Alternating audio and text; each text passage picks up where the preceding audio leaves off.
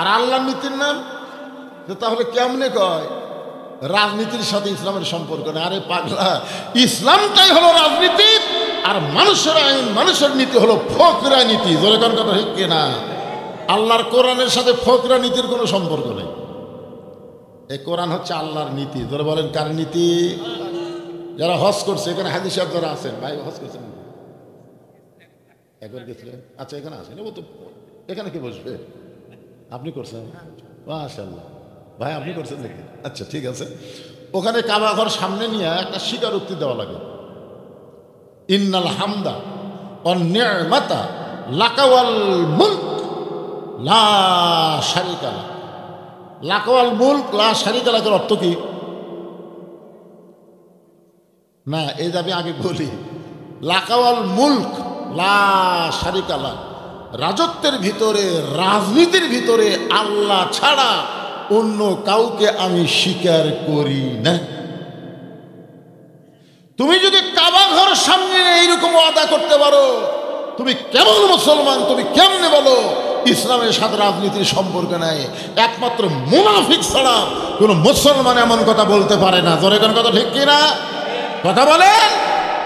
তোমার একটা সামান্য নামের মধ্যে ইসলাম আছে, এই কথা যে বেটা বলেছে, আর নামের মধ্যে ইসলাম আছে। তোমার একটা সামান্য নাম, তারই মধ্যে যদি ইসলাম থাকে, আর এত বিশাল একটা রাজনীতি, তার মধ্যে ইসলাম নাই। আজকে এটা আমাদেরকে দেখতে হবে আল্লাহর কোরআন থেকে, কোরআন কি বলে। ধরে কোন কথা ঠিক কিনা? হ্যাঁ, কষ্ট করে শীতের ভিতরে, তার মধ্যে দেখলাম আপনাদের এলাকায় একেবারে মাহফিলের কলেরা লাগছে। এই রে মাহফিল রে, আসার সময় মনে করছি ওটাই বের আমার মাহফিল, পরে দেখলাম আর একটা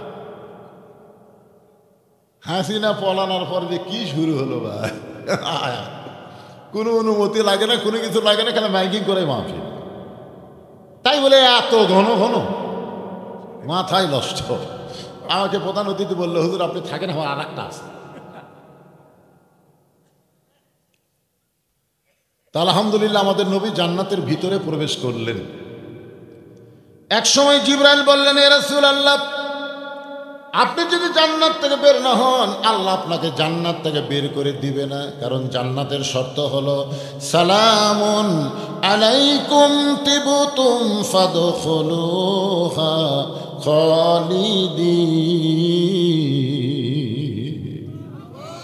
কেউ যদি জান্নাতে একবার প্রবেশ করে, আল্লাহ তাকে চিরস্থায়ীভাবে জান্নাত দিয়ে দেয়। আপনি যদি বের না হন, আল্লাহ আপনাকে বার করে দিবে না। সঙ্গে সঙ্গে নবী রাগ করে বললেন, জিবরাইল, যেই কথা একবার বলেছ, এই কথার দ্বিতীয়বার বলো না। আমি নবী আমার জন্য নয়, আমি নবী হলাম আমার উম্মতের জন্যে। আমি জান্নাতে আসা আমার দুনিয়ার উম্মতকে আমি ভুলে যাব? আমি সেই নবী না, বরং আজকে জান্নাত দেখার জন্য প্রবেশ করেছি। আমি সেই দিন জান্নাতে থাকার জন্য ঢুকবো, যেদিন আল্লাহ আমার সমস্ত উম্মতিনীকে জান্নাত দিয়ে দিবে। এখন বলেন, যেই নবী জান্নাতের মধ্যে গিয়ে আমাদের কথা বলে না, আমরা সেই নবীকে ভোলা যাবে? বলিনি, ভুলবো না, ভুলবো কেমনে? চিন্তা করে দেখেন, আমরা যে দরুদ শরীফ পড়লাম, আপনার পড়েনি দরুদ শরীফ? আল্লাহুম্মা সাল্লি আলা সাইয়্যিদিনা। সাইয়্যিদিনা মানে কি? সাইয়্যিদিনা মানে আমাদের নেতা। বাংলাদেশে অনেক মুসলমান আছে, তার নবীকে শুধু নবী বিশ্বাস করে, কিন্তু নেতা হিসাবে মানবার চায় না। এরকম আছে না নাই? জনগণ আছে না নাই? বহু মুসলমান নবীকে নবী বলবে, কিন্তু নেতা হিসাবে অন্য একজন মানুষের পাশে ঘুরঘুর করবে। আমার নেতার চরিত্র ফুলের মতো পবিত্র, নামাজ পড়ে না এক ওয়াক্ত। আচ্ছা আপনারা বলেন তো, যে নেতা খাড়া হয়ে পেশাব করে, নামাজ পড়ে না, ওর পিছনে থাকা যাবে? আপনারা যে নেতা ভাইয়া চামচা হয়ে গেছেন, শোনেন, যার তাকে নেতৃত্ব মানা যাবে না। লাকাদ কানা লাকুম ফি রাসূলিল্লাহি উসওয়াতুন হাসানা। জোরে কোন সুবহানাল্লাহ। হুসাইন রাদিয়াল্লাহু তাআলা আনহু বসে আছেন। আমি নেতার সম্পর্কে সামান্য কথা বলতে চাচ্ছি, খেয়াল করে শোনেন। হুসাইন রাদিয়াল্লাহু বসে আছেন, এমন সময় ইয়াজিদের কিছু লোক আমাদের বাংলাদেশে ইয়াজিদ মার্কে কিছু মুসলমান আছে, আজকে তোমরা কান ফেলা শোনো। তখন হোসেন রাদিয়াল্লাহর কাছে এসে বলতেছে ইয়াজিদের কিছু লোক যে খামাখা গন্ডগোল করে লাভ কি? আমরা যখন বলি সব দেখা হলো শেষ, আগামীতে দেখবো আল্লাহর কোরআনের বাংলাদেশ। এই কথা বলা মাত্রই বিএনপির এক নেতা আমার উপর খেপে গেছে যে খামাখা গন্ডগোল করে লাভ কি? আমরা তো ভাই ভাই, তো ভাই ভাই হলে কোরআনের আইন চাওয়া অপরাধ কোথায়? ধরে কোন কথা ঠিক কিনা কথা বলে? তোমার বাসে কোন জায়গা? যে এজিদের চামচাগুলো লোকগুলো এসে হোসেনকে বলতেছে যে খামাখা গন্ডগোল করে লাভ কি? তোমার নানা হলো বিশ্ব নবী, তোমার বাবা হলো বিশ্ব আলেম, তোমার মা হলো খাতুনে জান্নাত। এমন একটা বংশ থেকে, মনোযোগ দিয়ে শুনবেন, এমন একটা বংশ থেকে আল্লাহ তোমাকে দুনিয়াতে পাঠাইছে, খালি বসা থাকবা আর খাবা।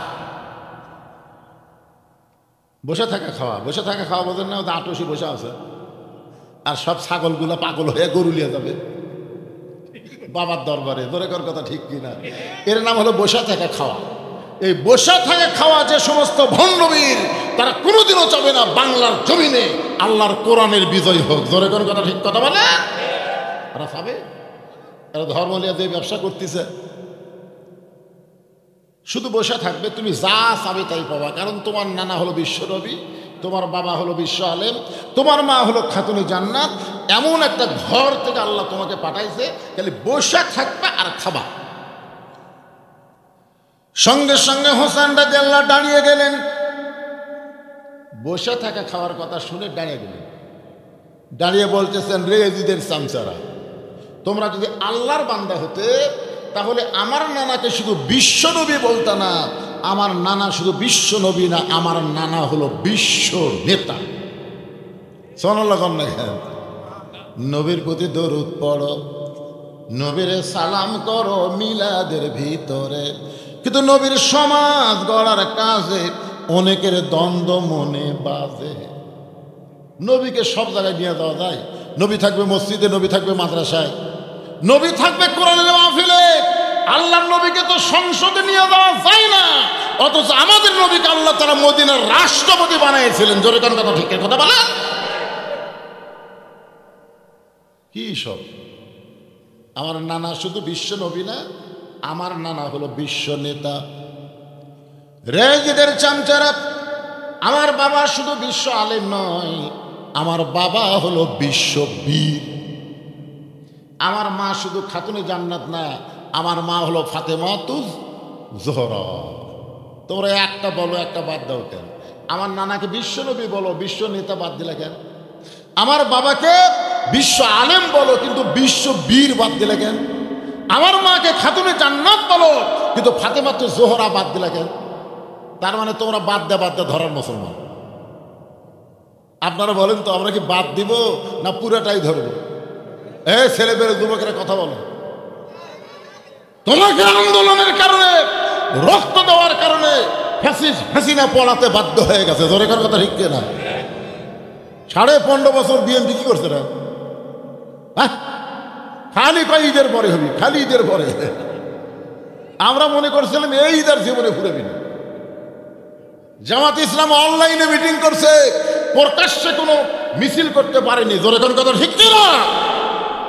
তোমাদের মতন যুবকেরা বাতিলের সঙ্গে আপোষ না করে জীবন দিয়ে দোয়া করে, আর তোমরা এত সাহস কোথায় পাও? এখান থেকে বাড়ি যাওয়ার কোনো গ্যারান্টি আমাদের নাই, আছে নাকি? কিন্তু কবরে যে যাব এ ব্যাপারে কোনো সন্দেহ নেই। অহংকারমূলক কোনো কথা আল্লাহ পছন্দ করে না। অহংকার একমাত্র আল্লাহর চাদর। জোরে কোন ঠিক কিনা? অহংকার করে কথা বললে আল্লাহর সঙ্গে টানাটানি হয়। এদিকে কথাবার্তা চলবে না, চুপ করে থাকে, কান খাড়া হবে। হ্যাঁ, খুব খেয়াল করেন, এই রজব মাসে আমাদের নবীকে আল্লাহ তাআলা কোথায় নিয়ে গেছিলেন? আরশে। জোরে কোন কোথায়? আমি যে একটা গজলের মতো গাইলাম, আপনার খেয়াল করেননি?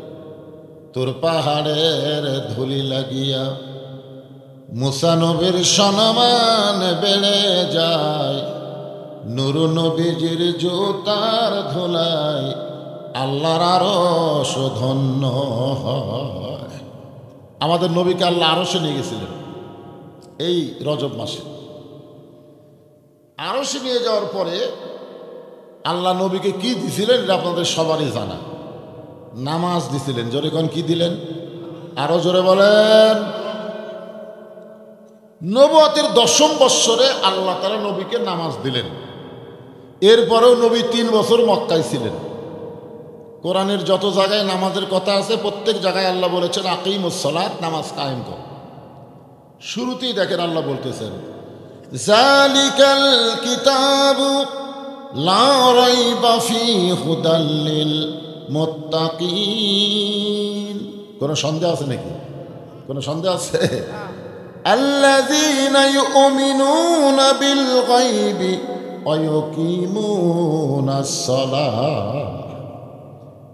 এটা হলো প্রথম। এভাবে 81 বার, সর্বসাকুল্যে 82 বার আল্লাহ নামাজ কায়েমের কথা বলেছেন। নামাজ পড়ার কথা কোরআন হাদিসের কোনো জায়গাতে নেই। নবী কিন্তু 3 বছর মক্কায় ছিলেন নামাজ পাওয়ার পরেও, কিন্তু নামাজ কায়েম হলো না। চুপি চুপি ভয়ে ভয়ে নামাজ পড়া লাগতো। এক সময় নবী বললেন আল্লাহ নামাজ কায়েমের কথা বলে আপনি আমাকে নামাজ দিলেন, অথচ বর্তমানে যে পরিবেশ মক্কায়, এই পরিবেশে তো নামাজ কায়েম হচ্ছে না, তাহলে কি করা যায়? আল্লাহ বলেন হাবিব জায়গা পাল্টান লাগবে। আর আমরা বাংলাদেশ জায়গা পাল্টাবো না, আমরা পরিবেশ পাল্টান লাগবে। ধরে কোন কথা ঠিক কিনা? আমরা তো হিজরত করে কোথায় যাব? ওদের ফাটাকেষ্ট কইছে, নাম হলো মিঠুন চক্রবর্তী। ও বলছে 3 দিকে ভারত, একদিকে বঙ্গোপসাগর, আমরা ইচ্ছা করলে 15 দিনের মধ্যে বাংলাদেশকে দখল করব। মালওয়ানের বাচ্চা হয়ে এমন কথা আমাদেরকে বলেছে। ওরা জানি না যে আমাদের আল্লাহর আযান দিলে আগুন লিবে যায়। ধরে কোন কথা ঠিক কিনা? তোদের ভগবানের ভ বাদ দে, গবানের কোনো অর্থ ডিকশনারিতে নাই। গবানের গ বাদ দিলে বান মানে বন্যা, দুনিয়ার কোনো মানুষ পছন্দ করে না। বা বাদ দিলে নো মানে ভগবান নাই। আর এইটা নিয়ে মশান মারিস না রে মালওয়ানের সাথ।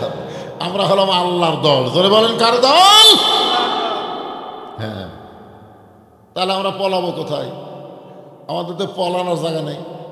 এই জন্যে আমরা হিজরত না করে বাংলাদেশের পরিবেশকে আমাদের পাল্টাতে হবে।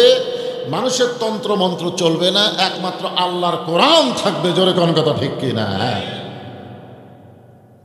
আমি যে আয়াতে কারিমা তেলাওয়াত করেছি, আল্লাযী খালাকাল মাউতা ওয়াল হায়াতা লিয়াবলুয়াকুম আইয়ুকুম আহসানু আমালান ওয়া হুয়াল আজিজুল গফুর। এই আয়াতকে সামনে নিয়ে আপনাদের সামনে আমার আলোচনা, একটু মনোযোগ দিয়ে শুনবেন। আল্লাহ তাআলা আমাদের নবীকে এক সময় বললেন আপনি ইচ্ছা করলে জান্নাত দেখতে পারেন। আমাদের নবীকে আল্লাহ তাআলা জান্নাতে ঢোকার তৌফিক দিলেন। ধরে কোন সুবহানাল্লাহ। আমাদের নবী যখন জান্নাতে প্রবেশ করলেন, আপনার বলেন তো আমাদের নবীকে আল্লাহ জান্নাত দেখার কি দিলেন? তৌফিক দিলেন। এটা কি ভিতর থেকে দেখা না বাইরে থেকে?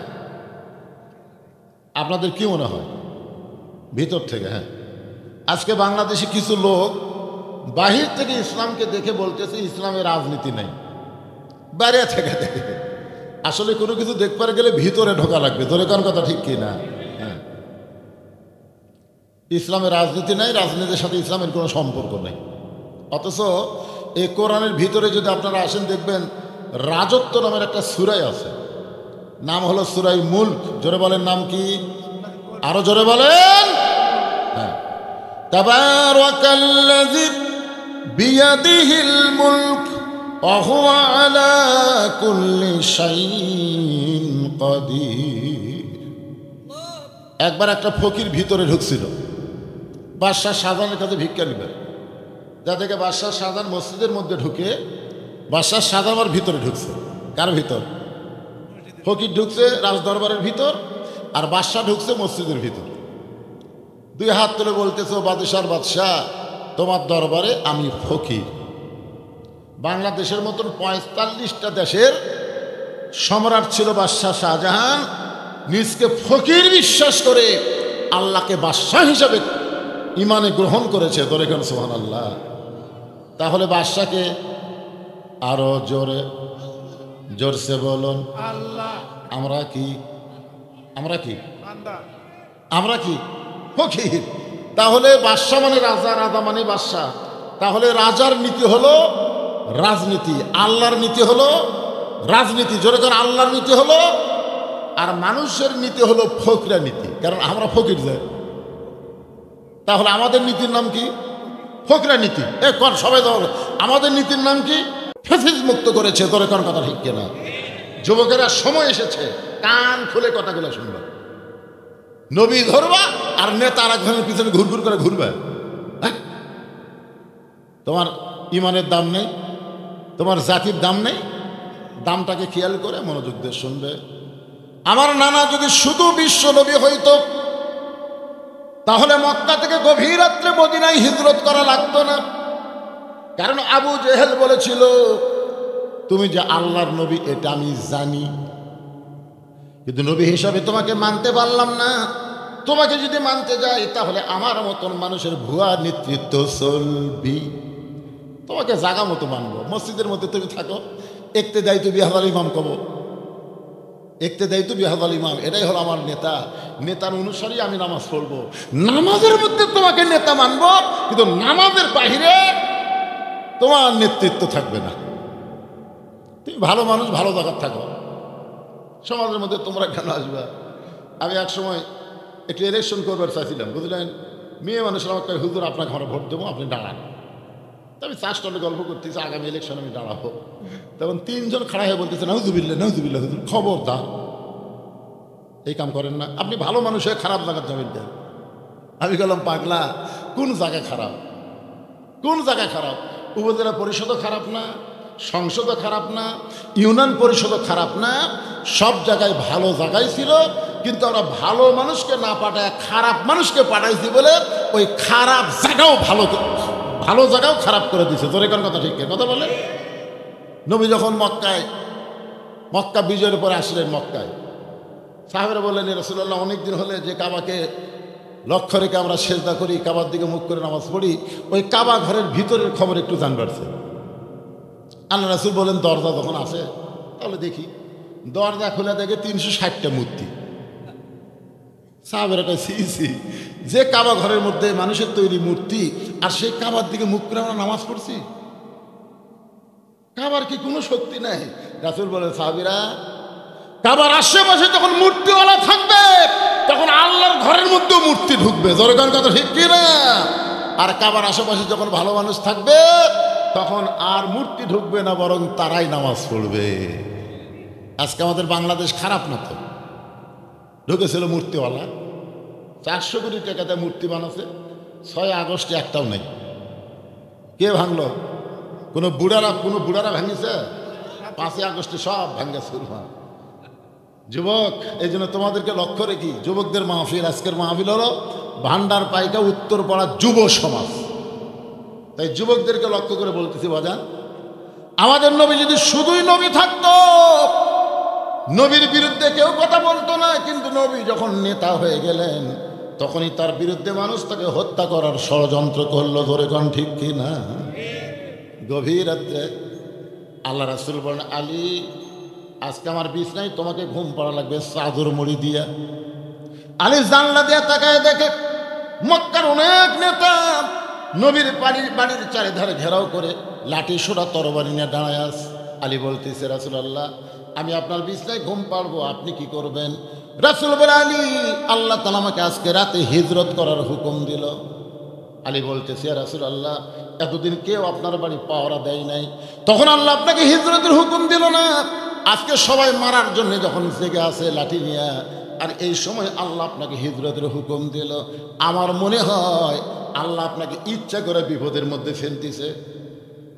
রাসূল কয়, আলী, বিপদ আমার নারে বিপদ হবি তো, কারণ আমার বিছনার তুই যখন ঘুম পাড়বো ওরা মনে করবি নবী ঘুম পাড়তেছে। রাগ করে যদি উপর দিয়ে মারে তখন বুঝবি, একে জানলাতে মেরে দিবি রে, তুই তো চাদরের মধ্যে পরে থাকবো। আলী বলতেছি, ইয়া রাসূলুল্লাহ, আমার ঘুম পাড়তে কোনো আপত্তি নাই, কারণ আমার নবীর জন্যই আমি জীবন দিতে ভালোবাসি। ধরে কোন সুবহানাল্লাহ। হযরত আলী ঘুমায় গেলেন চাদর মুড়ি দিয়ে। আল্লাহ নবী চুপি চুপি দরজা করে তাকায় দেখে সবাই তাকায় আছে বাড়ির দিকে, বের হলেই মারবে। নবী বললেন, আল্লাহ এখন আমি কি করব? আল্লাহ বলেন, অনুনাজ্জিলু মিনাল কুরআনি মা হুয়া শিফাউ ওয়া রাহমাতুল লিল মুমিনিন। সব সমস্যার সমাধান। বিশ্বাস করতেছেন না? আমি যে বলবো সব সমস্যার সমাধান, আপনার সকলে বলবেন দিতে পারে আল কোরআন। বলতে পারবেন? মুরব্বীরা না কন না কন, যুবকেরা কো। আমি যে আয়াতে কারিমা তেলাওয়াত করলাম না, আয়াতেরই বাংলা অর্থ হলো সব সমস্যার সমাধান দিতে পারে আল কোরআন। সব সমস্যার সমাধান আল কোরআনের আলো। সংসদে জালো লিল্লাহে তাকবীর। জনগণ বুঝুক, ভান্ডার ভাইকে কিছু আল্লাহর বান্দা আছে, আছে না? নাই? হ্যাঁ, মাশাআল্লাহ। আর যান জীবনে বলেন না যে ঘরে ঘরে জ্বলো, ঘরে ঘরে জ্বলার দিন শেষ। হ্যাঁ, সবখানে পাওয়া যাবে। সংসদে করে কি হয়? মাশাআল্লাহ। এটা হচ্ছে একেবারে এমন অ্যাঙ্গেলে মায়ের গুছি মাছের মতন, কাদর মধ্যে থাকবে কিন্তু কাদও ভরাবি না। আল্লাহর বান্দারা আসলে খালি ঘর বাদ দিয়ে যেটাই করে সেটাই বলা, অসুবিধা নেই। কি বলতেছিলাম খেয়াল করেন। এক মুষ্টি বালি নিয়ে বালির মধ্যে কোরআনের 3টা আয়াত পড়ে ফুঁক দিয়া যেই মাত্র নবী আসমানের দিকে ছিটাই দিয়েছেন, আমার আল্লাহ তাআলা ওই বালুগুলো 37টা নেতার চোখের মধ্যে ঢুকাইয়া দিছে। আমার কাম হলো ছেড়ে দেওয়া, আল্লাহর কাম কি? ঢুকে দেওয়া। ওরা হাতের যত লাঠি সোটা আসলো, যা আসলো সব ফেলে দিয়ে চোখত বালু ঢুকলে কি হয়? হায় হায় রে। নবী বলতেছে, আল্লাহ এরা লাঠি সোটা যেটা আমাকে মারার জন্য নিয়ে আসছিল সেটা ফেলে দেয়, যে হারে চোখ ডলতেছে, ওরকে লাঠিতে তো ওরকে কি মারা পায়? আল্লাহ রাসূল আল্লাহ বলেন, নবী গো আজকে না, 24 সালের 5ই আগস্ট। তোর এখন কথা ঠিক না? আজকে না, সময় মতো মার হবে। এই মার জাতের মার, মেম্বার থেকে শুরু করে প্রধানমন্ত্রী পর্যন্ত পলে যাবে। তোর এখন কথা ঠিক কিনা? গোটা পৃথিবী খুঁজে দেখেন এইরকম মার নেই। হায় হায় রে, কি মার রে! এমন মার দিছে, কে দিল মার? এটা দুনিয়ার কোনো মানুষ দেয়নি ভাই, এমন মার আল্লাহ দিল, এক ধনও নেই। যারা আছে দুড়ার মতন, দুড়া বোঝায়। আমার আওয়ামী লীগের, আমার এলাকার আওয়ামী লীগ দুড়া হয়ে গেছে, মাথা নাই, খালি গোল। কে মুখ গেল কোটি, পিঠে মারছে লাগতে, ফট করে মুখ বার করে ঢুকাই। এরকে কথার অত্যাচারে থাকা যায়নি 15.5 বছর। এখন এমনভাবে মুখ ঢুকে আছে, বোঝাই যাচ্ছে না আছে না নাই। একটু মনোযোগ দেন। নবী আমার চুপি চুপি আবু বকরের বাড়ির দরজায় আস্তে করে ঠোকা মারলি, দরজা খুলে গেল। নবী চমকে বলে, আবু বকর তুমি কি চেতন ছিলে? আবু বকর বলে, রাসূলুল্লাহ আজ কয়েক মাস আগে আপনি বলেছিলেন একদিন গভীর রাত্রে মক্কা থেকে মদিনায় হিজরত করা লাগবে, আমাকে সঙ্গে করে আপনি মদিনায় যাবেন। সেই দিন থেকে আজ পর্যন্ত কোনো রাত্রিবেলা ঘুমাইনি, বরং সারা রাত আমি দরজায় দাঁড়িয়ে থাকি। নবী বলে, আল্লাহ নেতাও যেমন কর্মীও তেমন। জোরে কোন সুবহানাল্লাহ। চলো যাই, চলো যাই বলে নবী পূর্ব দিকে রওনা দিলেন। আবু বকর বলেন, রাসূলুল্লাহ মক্কা থেকে মদিনার উত্তর দিকে, অথচ আপনি পূর্ব দিকে যাচ্ছেন। আল্লাহর নবী বলেন, আবু বকর ওই যে পাহাড় দেখতেছো, ওই পাহাড়ের উপরে একটা গর্তের মধ্যে আমাদের আত্মগোপন করা লাগবে। আবু বকর বলে, রাসূলুল্লাহ এই আত্মগোপন কেন করবেন? বলে এরই ভিতরে খেলা আছে। 15.5 বছর বিএনপি জামাতের কোনো লোক বাড়িতে থাকতে পারেনি। জোরে কোন কথা ঠিক কিনা? আমার এলাকার সবচাইতে বড় লুচ্চা পুলিশকে আমার বাড়ি দিকে দিয়েছে, এটাই হুজুরের বাড়ি। লুচ্চার পাওয়ার আসলো, আলেমদের পাওয়ার ছিল না। দরকার কথা ঠিক কিনা? আয় হায় রে, কি লুকালুকি রে! এই লুকালুকি করা হলো নবীর সুন্নত। জোরে কোন সুবহানাল্লাহ। আপনারা বলেন তো, নবী ইচ্ছা করলেই তো যাবার পারে না, আল্লাহর হুকুম অনুযায়ী নবীকে চলা লাগবে। জোরে কোন কথা ঠিক কি না? মা ইয়ান্তিকু আনিল হাওয়া ইন হুয়া ইল্লা ওয়াহয়ু ইউহা। তাহলে গাড়ে সুরের মধ্যে আত্মগোপন করা কার হুকুম? আল্লাহ কেন বললেন ওখানে আত্মগোপন করেন? কেন বললেন আলুর বাগুড়ের মধ্যে থাক? কি জন্য? এই গ্রামে যত লুচ্চা বাটপার তাদের বাড়িতে পুলিশ যায়নি, ভালো মানুষগুলো কি পুলিশ খুঁজিছে। জোরে কোন কথা ঠিক কি না? ওই সময় আপনি লুকে আছেন, গাড়ে সুরের সুন্নত আদায় হয়ে গেল। জোরে কোন সুবহানাল্লাহ। আল্লাহ নবী একটু দুর্বল হয়ে আবু বকর উটটাকে বালিশ বানায় ঘুমায় গেছে। নবী যখন ঘুমায় যায়, আবু বকর ঘুমায় না। নেতা ঘুমাইছে কিন্তু কর্মী ঘুমায় না। আবু বকর দেখতে পায় ওই গর্তের গরমে নবীর কপাল ঘেমে মুক্তার দানার মতন ঘাম বের হয়ে গেছে। আবু বকর নবীর মুখের দিকে তাকায় গুনগুন করে একটা গান গাইতেছে। শিশুকালে মইরা গেছে মা, গর্ভে থাকতে মরছে পিতা, নবী চোখে দেখলেন না। আল্লাহ, আমার এই নবী জীবনে কাউরে কষ্ট দেয় না। আল্লাহ, আমার এই নবী জীবনে কারোর সঙ্গে রাগ করে কথা বলে নাই। নবীর কথার দ্বারা, ব্যবহারের দ্বারা কোনোদিন কাউকে কষ্ট দিল না। আজকে সেই নবী দুর্বল হয়ে আমার উরাতকে বালিশ বানায় ঘুমায় গেছে। একটু আরামের ঘুম নবী দিবে, ততক্ষণ পর্যন্ত আমি আবু বকর আমার উরাতটাও পর্যন্ত নড়াবো না। ধরে কেন সুবহানাল্লাহ। ওই তো লোভ, ওই যে কপালের ঘাম, এই ঘামটা দিকে আবু বকরের বড় লোভ হলো। ওই ঘামটা নিয়ে যদি নিজের চেহারার মধ্যে মালিশ করতে পারি, অন্তত হাসরের ময়দানে আল্লাহকে বলতে পারবো, আল্লাহ, যে চেহারার মধ্যে নবীর ঘাম মালিশ করা আছে, এই চেহারাওয়ালা মানুষকে তুমি মাফ করে দাও। আবু বকর ঘামটা নিয়ে যখন নিজের চেহারার মধ্যে মালিশ করছে, সঙ্গে সঙ্গে 400 গ্রহ তারা তারি নূরের ইশারা, নইলে যে অন্ধকারে ডুবিত এই ধরনী। সবাই বলেন, নবী মোর পরশমণি, নবী মোর সোনার খনি, নবী নাম ভাবে যেজন সেই তো দোজাহানের দনি। গোটা গারে সুর আলোকিত হয়ে গেছে, অন্ধকার গর্ত আলোকিত হয়ে গেছে। হঠাৎ আবু বকর দেখতে পায় বাম সাইডে একটা ছিদ্র, ওই পাহাড় থেকে একটা ছিদ্র দেখতে পায়। মনের মধ্যে কল্পনা, যদি কিছু বের হয়ে আমার নবীরে কামড় দেয়। গর্তের মধ্যে মানুষ কয়জন? জোরে বলেন কয়জন? কিন্তু বারবার মনে করতেছে, যদি কিছু বের হয়ে আমার নবীরে কামড় দেয়। বাম পাখানা গর্তের মধ্যে লাগায় দিছে। এমন সময় আল্লাহ তাআলা, আল্লাযী খলাকাল মাউতা ওয়াল হায়াতা লিয়াবলুয়াকুম আইয়ুকুম আহসানু আমালান ওয়া হুয়াল আজিজুল গফুর। আজকে উত্তম আমল, আজকে সুন্দর আমলের পরীক্ষা হবে। আবু বকর নবীরে কত ভালোবাসে, নিজের জীবনকে বেশি ভালোবাসে না নবীকে বেশি ভালোবাসে? পরীক্ষার জন্য আল্লাহ বলেন, সাপরে পরিপূর্ণ বিষ মুখে নিয়ে আবু বকরের পায়ের তালুতে কামড় দে।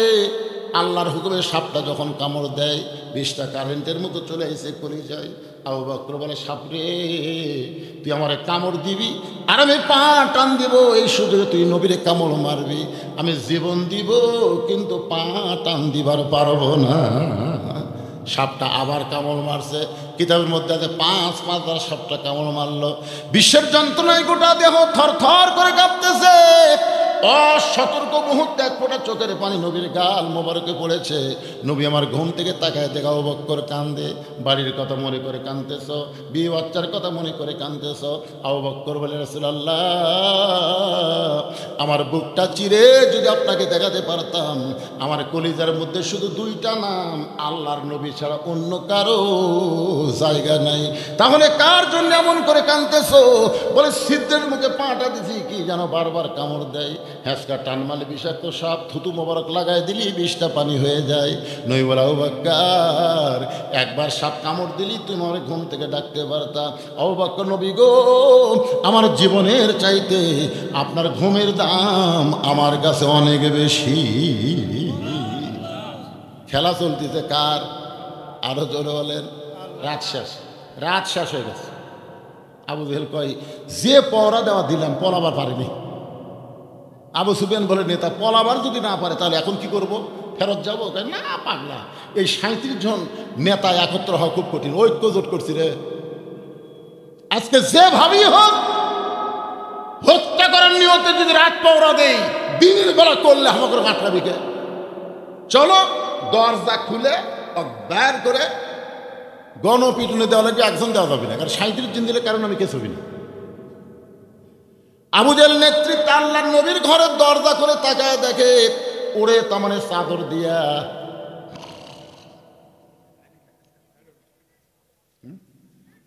হায় হায়। উকিল বলতেছে স্যার রাত 12টায় আপনার ফাঁসি হবে। মীর কাসেম আলী বলতেছে এখন কয়টা বাজে? এখন 9:30 স্যার। আলহামদুলিল্লাহ, এখনো 2.5 ঘন্টা। উকিল কয় পাগলা নাকি রে, 2.5 ঘন্টা পর ফাঁসি হবি? আল্লাহ শুকরিয়া আদায় করতেছে। 2.5 ঘন্টা আওয়াজ বসে থাকা লাভ কি ভাই? আমি 2 ঘন্টা ঘুম পারি, তুমি আমাকে ডাক দিও। স্যার 12টা আপনার, আরে ফাঁসি হোক আর যাই হোক 2 ঘন্টা ঘুম পারি। উকিল মনে করছে ফাঁসির চিন্তা পাগলা হয়ে গেছে, মন খারাপ করে বের হয়ে গেছে। 2 ঘন্টা পর আসা দেখে লাখ টাকা ঘুম পাড়তিতে, ফাঁসির কন্ডম ছিল না, 1 টাকা ঘুম পাড়তিতে। আর 8 ঘন্টা পর ফাঁসি হবে, সে মানে ঘুম পাড়ে কেন? পায়ের বুড়া আঙ্গুল নড়ালে সঙ্গে সঙ্গে চেতন পায়, চুম করে বলতে ভাই ফাঁসির সময় হয়েছে কিনা? বলে এখনো 8 ঘন্টা বাকি আছে। আলহামদুলিল্লাহ, অজু করে 2 রাকাত নামাজ পড়ে কোরআনের 2টা সূরা তেলাওয়াত করলেন, সূরা মুল আর সূরা মুজাম্মিল। তেলাওয়াত করার পরে বলে উকিল এখানে আমার যে কয়টা কাপড় আছে তুমি বাছাই করে দেখো তো সবচাইতে ভালো কোনটা। উকিল বাছাই করে ভালো পাঞ্জাবি যখন দেয়, ওই পাঞ্জাবি মীর কাসেম আলী গায়ে দেওয়ার পরে বলতে উকিল ভাই আতর সুরমা লাগাইছি, চিরুনি যদি থাকে একটু আমারে দাও, আমি চুলটা হাসরাবার চাই। উকিল পকেট থেকে চিরুনি দেওয়ার পরে মীর কাসেম আলী যখন চুল হাসরায় বলে স্যার আপনার কিন্তু ফাঁসি হবে। কাসেম আলী কান্দের বলে পাগল, আমার ফাঁসি হবে তুমি চিন্তা করো, অথচ ঘুমের মধ্যে আল্লাহ পাক আমাকে দেখাইছে 8টা জান্নাতের দরজা আমার জন্য আল্লাহ বরাদ্দ করেছে। ওয়ালা তাকুলু লিমান ইউকতালু ফি সাবিলিল্লাহি আমওয়াতুন বাল আহইয়াউ ওয়ালাকিন লা তাশউরুন। আবু জেহেল কয় কে রে, এ কি মারার জন্য সারা রাত আমরা চেতন থেকে পড়া দিলাম, আর ই লাখ টাকা ঘুম পাড়তেছে। ওরা তো আর জানে না চাদরের মধ্যে কি আছে। আল্লাহ নবী মনে করে উলিদ বিন মুগিরার হাতে একটা বর্ষা ছিল। উলিদ বিন মুগিরার হাতে একটা বর্ষা ছিল। বর্ষা বোঝেন আপনারা? বর্ষা ছিলেন 2 দিকে ধার চোকা, 2 দিকে ধার ফালার মতন চোকা। ওই চোকাটা বর্ষা নবী মনে করে যখন চাঁদের উপরই মারবে, এমন সময় আবু জেহেল বলতেছে রে উলিদ বিন মুগিরা, ঘুমন্ত মানুষকে মারা জায়েজ নাই। সুবহানাল্লাহ। ফতোয়া দিছে কে? সবচেয়ে বড় মুফতি আবু জেহেল বলতেছে ঘুমন্ত মানুষকে মারা জায়েজ নাই। উলিদ বিন মুগিরা বলে নেতা সব সময় আপনার কথা মানা যাবে না, সব সময় আপনার কথা মানা যাবে না। সারা রাত চেতন থেকে তাকে হত্যার জন্য পওরা দিলাম, আর সেই বেটা নাক ডেকা ঘুম পাড়ে, এক না মারা পর্যন্ত আমার শান্তি নাই। অনেক সময় দেখবেন নেতার সাইজে স্যামসার মোশন বেশি, ধরে কোন কথা ঠিক কিনা? আমার চিনিস আমি ফেরাউনের দল করি রে, বাকি দিব না দিলে লাখটা দোকান তুলে দেবো। তখন দোকানদার ভয়ের ঠেলায় বাকি দিয়েছে, বাকি খাতে খাতে দোকানই শেষ। দোকানদার রাস্তার বসে কাঁদতেছে, মুসা আলাইহিস সালাম আসতেছে। মুসা কয় কে রে দোকান বাদ রাস্তাত কেন? ফেরাউনের বাবুর্চি বাকি খাতে খাতে দোকানই শেষ। টাকা চালি কয় দোকান তুলে দেবো। এখন কী করবো হুজুর? তখন মুসা নবী দাড়িওয়ালা টুপিওয়ালা দৌড়ে দেয় বাবুর্চির সামনে, টাকা দে, টাকা দে। বাবুর্চি কয় আমাকে চিনিস? আমি ফেরাউনের লোক। মুসা কয় আমাকে চিনিস? আমি আল্লাহ। দেখে আস তোর ফেরাউনের পাওয়ার বেশি না আল্লাহর পাওয়ার বেশি? বিসমিল্লাহ করে ডান হাত দিয়ে মারছে চর, 1 চরই মরছে। কি ফেরাউনের দল করো? তোমাকে নেতৃত্ব লেগেছে। যাওয়ার সময় শেখ হাসিনার যাওয়াটা দেখছেন আপনারা? ছোট্ট একটা ক্লিপ ভিডিও কিন্তু দেখছি, আমিও দেখছি, আমার মোবাইলে সেভ করা আছে। হাসিনা যাচ্ছে সামনে সামনে, আর বোন রেহানা যাচ্ছে পিছনে পিছনে। রেহানা কিন্তু মাথা নিচু করে হাঁটতেছে, আর হাসিনা খালি হাসিনা দেখতেছে আর গুনগুন করে একটা গান গাচ্ছে। জানো সে গানটা? কতজনকে কত কি দিলাম, যাবার কালে এক সামসারও দেখা না পাইলাম। একটাও নাই। হজরত বলা স্বামী ওসমান নাই, হজরত বলা স্বামী ওসমান নাই, স্বপন নাই। ওবায়দুল কাদের মাদা ভাঙ্গা খেলা হবি উইও নেই। কি কি গান দেখছেন? কতজনকে কত কি দিলাম, যাবার কালে এক সামসারও দেখা না পাইলাম। ও আমার সাদের বাংলাদেশ যায় রে ছেড়ে, রইব না আর বেশি দিন তোদের মাঝারে। আরে কষ্ট। একটু মনোযোগ দিয়ে শোনেন। ওলীদ বিন মুগীরা আবার যখন বর্ষা মারবে, আবু জেহেল খপ করে বর্ষা ধরছে। এই তোকে বলতেছি ঘুমন্ত মানুষকে মারা জায়েজ নাই। আপনারা বলেন তো, নবীর যত শত্রু ছিল সবচাইতে বড় শত্রুর নাম কি? আবু জেহেল। ধরে কারণ সবচাইতে বড় শত্রুর নাম হলো, আর সবচাইতে খারাপটার নাম কি? খারাপটার নাম হলো ওলীদ বিন মুগীরা। যুবকেরা ভালো করে শোনো, নবীর যত শত্রু ছিল বড় শত্রুর নাম হলো আবু জেহেল, আর সবচাইতে খারাপটার নাম হলো ওলীদ বিন মুগীরা। মাঝে মধ্যে নবীকে কষ্ট দিত, মাঝে মধ্যে আল্লাহ নবীকে কথা দিয়ে কষ্ট দিত। একদিন নবী সাহাবীদের সামনে ওয়াজ করতেছেন, এমন সময় ওলীদ বিন মুগীরা বলতেছে, রে মুসলমানের নবী, তুমি যদি এতই ভালো হবা তাহলে জন্মের আগে তোমার বাপ মরল কেন? আপনারা বলেন তো, জন্মের আগে নবীর বাপ মরছে, এটা কি নবীর দোষ? ধরে কোন নবীর দোষ? আল্লাহর দোষ ধরা দেবে? হ্যাঁ, আল্লাহ মারছে, কিন্তু আল্লাহর দোষ তো ধরা দেবে। এর মধ্যে কিছু কারণ আছে, ধরে কেন আছে না? নাই আলাম ইয়াজিদিকা ইয়াতীমান ফাআওয়া আরাআইতাল্লাযী ইউকাযযিবু বিদ্দীন ফাযালিকাল্লাযী ইয়াদউল ইয়াতীম ওয়া লা ইয়াহুদ্দু আলা তুআমিল মিসকিন। আল্লাহু আকবার। শিশুকালে মইরা গেছে মা, গর্বে থাকতে মরছে পিতা, নবী চোখে দেখলেন না। নবীর চোখ দিয়ে দর দর করে পানি পড়তেছে। আল্লাহ বলে, হাবিব, ওলীদ বিন মুগীরা কথা বলে আপনাকে কষ্ট দিল, আপনি ওকে চেনেন? রাসূলকে চিনবো না কেন? মুগীরার বেটা ওলীদ। আল্লাহ বলতেছে, না হাবিব, সবাই জানে মুগীরার বেটা ওলীদ, কিন্তু ও হচ্ছে উতুল্লিম বাদা যালিকা জানিম, ও হলো জারদ সন্তান। সুবহানাল্লাহ কন না কেন? এটা কি আমি কইছি না আল্লাহ কসম? আল্লাহ নবী বলেন, আল্লাহ আমারে কষ্ট দেওয়ার কারণে আপনি ওরা জারদ সন্তান কইলেন। আল্লাহ বলেন, নবী গো, কিয়ামত পর্যন্ত যারা আপনাকে কষ্ট দিবে তারা সকলেই হলো অবৈধ সন্তান। এখনো বাংলার জমিনে নবীকে যারা কষ্ট দেয় এরা কি অবৈধ? তো ভালো না কয়ে যেটা খাঁটি বাংলা সেটা কত কি? জোরে কন যাও রে, জোরে কন কি? আরো জোরে। আছে না নাই? আমাদের বাংলাদেশে নবী বিদ্বেষে আছে না নাই? আজকে এই ভিডিওর মাধ্যমে গোটা বাংলাদেশ সাপ্লাই হবে। আল্লাহর বান্দারা একটু মনোযোগ দিয়ে কথাগুলো শুনবেন। বিরক্ত হচ্ছেন কি? আবার ফতুয়া লিখছে নাকি রে? ও আচ্ছা আচ্ছা, ঠিক আছে। হ্যাঁ, না ঠিকই আছে। আসলে বলতেছে, হুজুর আপনি আলোচনার ভিতরে একটু কালেকশন করবেন। আমি বলছিলাম যে দ্বিতীয় বক্তা কালেকশন করবে, আমি তেজে যাওয়ার পরে উনি কালেকশন করবে, কিন্তু আমি আসার আগে দ্বিগুণ চলে গেছি। তিনাকের মধ্যে একটা খুশখুশি। গতবার দেখেন দিনের বেলা মাহফিল, আমি কিন্তু এমন বক্তা যে ওয়াজ ধরি এটা কমপ্লিট না করে আমি ওয়াজ শেষ করি। গতবার আসরের নামাজ আসার কারণে আমি তাড়াতাড়ি শেষ করতে বাধ্য হয়েছি। আজকে কি আমার আসরের নামাজ আসা সারা রাত না? আরে পাগলা, উতুল্লিম বাদা যালিকা জানিম, এইটার আজকে শোনেন না কেন? ওয়াজ ওয়াজ কারে কয় বুধবার পারবে না, ফজর বন্ধ না। আজকে তো আর আসরের নামাজ নেই, আছে আজকে 12টা বন্ধ আছে, দরকার হলে 12:30 পার হবে, অসুবিধা কি ভাইজান? কিন্তু ইনাকের মধ্যে শোনেন এই এই এই এই করতেছে। তাই এর জন্য গামছা যাবে আপনাদের কাছে, ব্যাগ যাবে আপনার। একটু আল্লাহর রাস্তায় 10, 20, 50, 100 টাকা ছেলেরা গান বাজনা না করে আজকে যুব সমাজ কোরআনের মাহফিল করলো, আপনারা কি খুশি না বেজার? কারা কারা খুশি? আল্লাহকে একটু হাত দেখেন তো দিকে। এ হাতকে তুলেনি দেখেন তো, বেজার কে আছে? হাত নামান। সবাই হাত তুলছেন, সবার কাছে ব্যাগ যাবে। আপনার 10, 20, 50 টাকা 100 টাকা দিবেন, একেবারে দিবেন না 1 টাকাও, এরকম কোনো লোক আছেন? হুজুর আমি 1 টাকাও দেব না, তার মানে সবাই দান করবে। ছেলেরা ব্যাগ না কোথায় রে, তাড়াতাড়ি ঢোকো, তাড়াতাড়ি 5 মিনিটের মধ্যে কাম সারা লাগবে, আমাকে ওয়াজ করতে হবে, বাকি ওয়াজ করা লাগবে ভাইজান। এবার রাতের বেলা মাহফিল, আসরের নামাজের কোনো টেনশন নেই, ইনশাল্লাহ চলতেই থাকবে। আল্লাহর বান্দারা এই ব্যাগলে নামো, নামছে। মায়েদের মধ্যে যারা আদায় করবে আপনারাও নামেন। মা বোনেরা আপনার আল্লাহর রাস্তায় দান করবেন। আপনাদের আলোচনা আছে, মা মনে করবেন না যে খালি আজকে পুরুষের আলোচনা, আপনাদের আলোচনা হবে ইনশাআল্লাহ।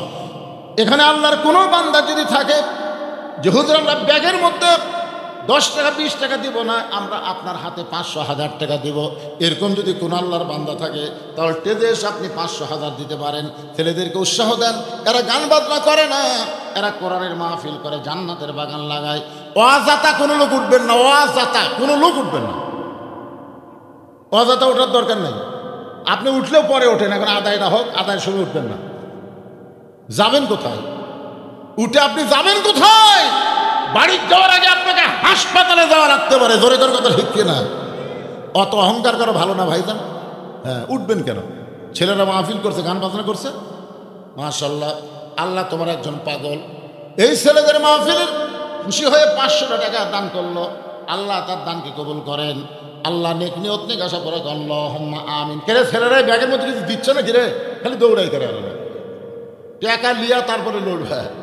হ্যাঁ, টাকা লাও, সবার কাছ থেকে টাকা লাও, দেন দেন দেন দেন দেন, জীবনের শেষ দান মনে করে দেন। আর হয়তো দান করার সুযোগ আল্লাহ নাও দিতে পারে।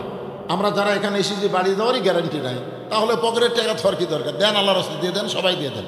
একটু জিকির করেন লা ইলাহা ইল্লাল্লাহ, লা ইলাহা ইল্লাল্লাহ, লা ইলাহা ইল্লাল্লাহ, লা ইলাহা, লা ইলাহা ইল্লাল্লাহ মুহাম্মাদুর রাসূলুল্লাহ। আর একজন 100 টাকা দান করছে, আল্লাহ কবুল করেন। আদায় শেষ হলে টাকার ব্যাগলে কোথায় যাবে? আর টাকার ব্যাগলে বাড়ি যাবি? না না না, দাঁড়টা তারি লয়, কি কয় রে পাগলা।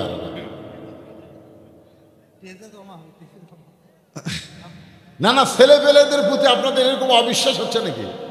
জারটা তারি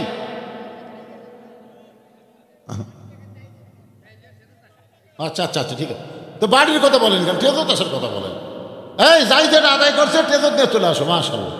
আসেন আসেন, টেজের দিকে চলে আসো বাবা, ময়নারা সব টেজের দিকে চলে আসো। আর এই ফাঁকে চিটা পাতান যদি উড়ে যায় থাকে, ধান আদায় করলে চিটা পাতান মাহফিলে থাকতে পারে না। চিটা পাতান বোঝেন না? ধানের মধ্যে অনেক সময় থাকে, থাকে না? পাতান থাকে কি থাকে না? কিন্তু বাতাস দিলে, এই দেখুন হিয়া বড় একটা ফ্যান নামতে, ওই ফ্যানের বাতাস দিলে আর চিটা পাতান থাকে, উড়ে চলে যায়। তা আদায় মানে বাতাস দেওয়ার মতো, অনেক চিটা পাতান থাকবার পারে না। যদি কোনো জায়গায় ফাঁকা হয়ে যায়, ওই ফাঁকাটা বন্ধ করে বসেন, আদায় শেষ, একটান আলোচনা। একটু মহব্বত দিয়ে সকলে দরুদ পড়েন, আল্লাহুম্মা সাল্লি আলা সাইয়্যিদিনা মাওলানা মুহাম্মদ ওয়া আলা আলি সাইয়্যিদিনা শাফিআনা। ওলীদ বিন মুগীরা হলো জারজ সন্তান, জোরে বলেন।